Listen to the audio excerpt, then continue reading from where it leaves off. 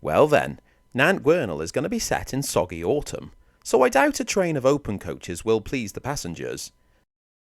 Not to worry, I've built these original 4-wheel coaches. Let's go!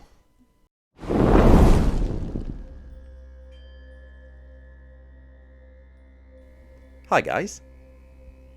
So once again, Westcliff Works have pulled it out the bag with the Victorian stock. Like their open coaches that I built a few weeks back, these really are incredible with such a high level of detail. They come as 2 parts, the body and the roof. And they've even gone to the effort of printing aligning pips to help set the roof in the correct place, which is something I always seem to get wrong on other coaches. The coach sports fully modelled interiors with the seating and, as this is actually number 3, it has the division wall for the separate compartment. All I need to do is to paint these bad boys up. I chose to use these for all 3 of the 4-wheel coaches, and I know that number 3 is slightly smaller, but in this scale, the size difference is so small that it shouldn't really be noticeable. To convert these to numbers 1 and 2, I need to remove the division wall, as only number 3 has this. The resin snaps really easily, and as the wall is thinner than the seating that it connects to, the split lands on the joint. There we go, now we have coaches 1, 2 and 3. Okay, so we have the base for our 3 coaches. To prep the prints for painting, I rub over the bodies with a fiberglass pen.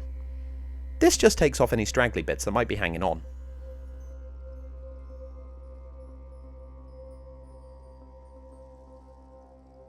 The only point on the body that needs attention was the tiny print mark on one of the coach's sides. This shows as a little hole, so I just filled this in with a bit of modelling filler. Letting that dry, I'll move underneath. And the model was printed with supports between the axle boxes. These just need removing ready for the wheel sets. I found the best way to do this was snapping them off and tidying up the joints with a knife. The models are ready for the cotton bud now. If you're new to the channel, this basically acts as something for me to hold on to so my hands are clear of the wet painted parts. The fill has been drying for a few hours, so I can now sand it back smooth with the panel. I use a little bit of wet and dry sandpaper for this.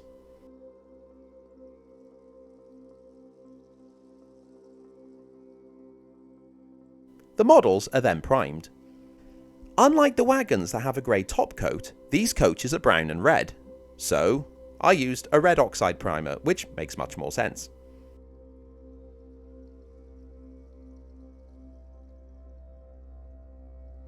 The top coat is Humbrol 220 Gloss Red, and that's airbrushed on.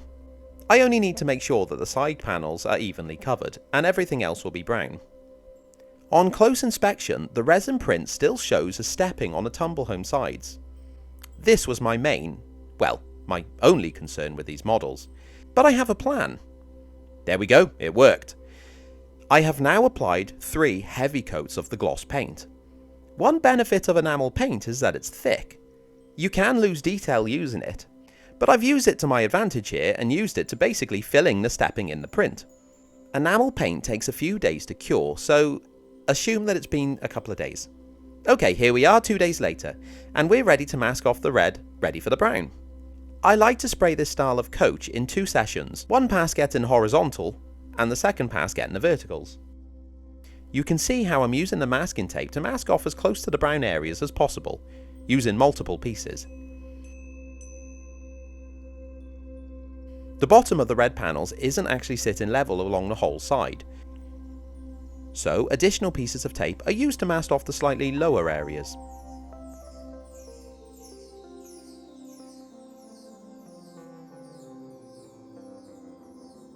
The top row of panels are slightly more tricky to mask off due to their size, so I slice pieces of masking tape into multiple thinner parts to help do it right.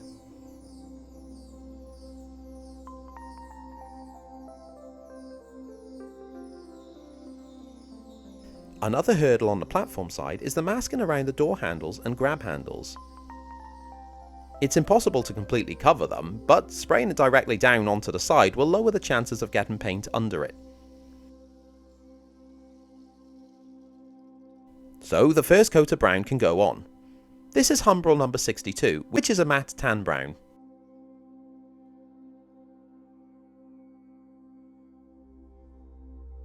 the matte finish tends to dry quicker than the gloss, so I can spray the next parts the day after the first. The masking has left a nice crisp divide between the two colours.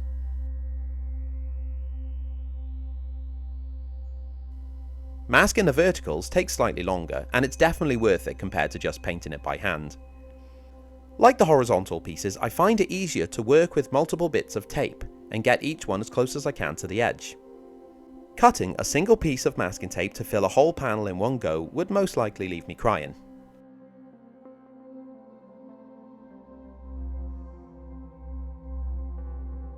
Remember that the vertical beams don't go all the way to the top on a few parts, so additional pieces of tape are needed at this point, otherwise you'll get a brown line all the way through your red panels, which nobody wants. So that is a completely vertically masked coach. Quite something, isn't it? On with the brown. And with this coat it's easier to paint the coach ends, since on the horizontal pass the tape will hang over the edges. Oh, and make sure you pass over the interior as well, that'll want to be brown.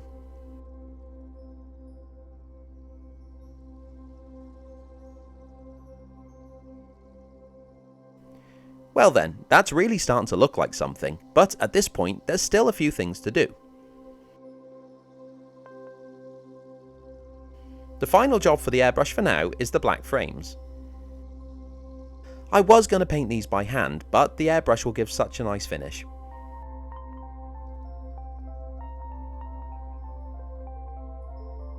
The only tricky bit here is masking the footboards. But as before, multiple smaller parts will make this easier.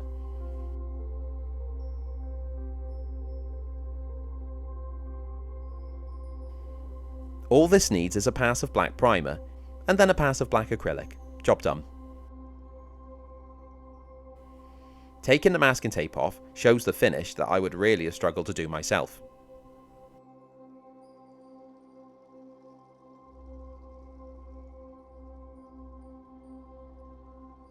You can see on the footboards where the black caught the ends, but I'll tidy this up with a brush later.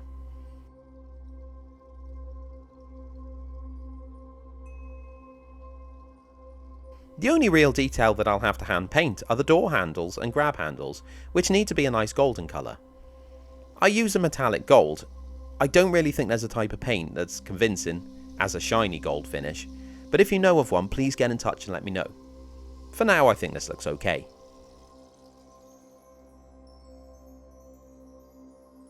With paint finished, I can now seal the finish in with a satin varnish. Not only will this protect it, but it also brings a uniform finish to the different paints. As you can see the gloss becoming dull as I spray it. The glazing needs to go on now, and this is just thin clear plasticard, but clear packaging works well as well. And it's free, which I like. The glazing is glued on using Deluxe Materials gluing glaze, which dries completely clear, unlike superglues which leave a horrifying opaque finish, which I don't like.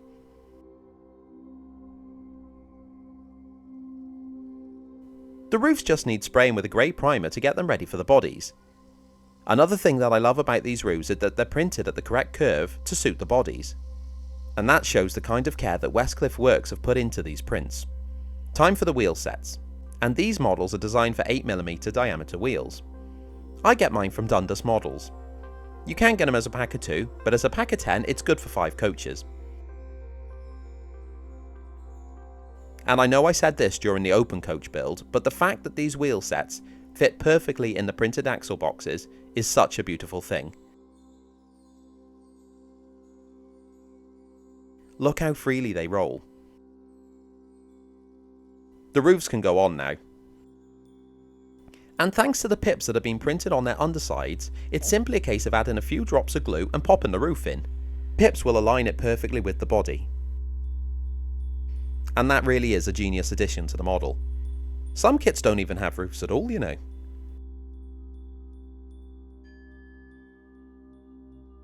I've decided to weather all stock quite similar to the Glyn Valley coaches, and that's basically a very light black wash.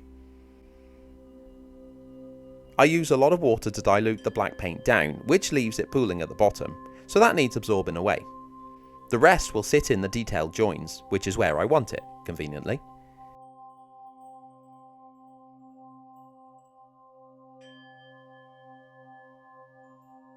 The sides are the same as the ends. I add it on as a wash and continue to apply more and more clean water to dilute it down even more.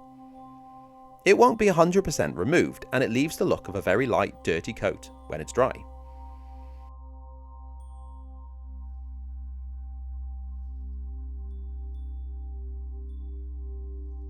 With the main weathering dry, I'm airbrushing remains of soot along the tops of the ends. Not that you'll see it past my massive hand here. Then, with a wet cotton bud, I wipe away the excess. I'm trying to replicate the look of someone who's used a broom to try and sweep it away, and that would be up towards the top. So you don't need the cotton bud sopping wet, just damp enough to shift some acrylic paint.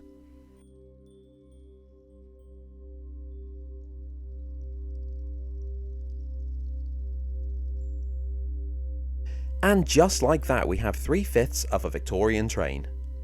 I've had multiple options to model these coaches, but the sheer amount of detail that Westcliff Works have put into these prints far outweighed the fact that they're a few mil too short for coaches numbers 1 and 2. So once again, thank you to Westcliff Works for these. And if you want to model the Talyllyn, get in touch with Alec and have a go at these models. You won't be disappointed. Hang on a minute, have you subscribed yet? Some of you haven't. Now's your chance, live your life! Cheers.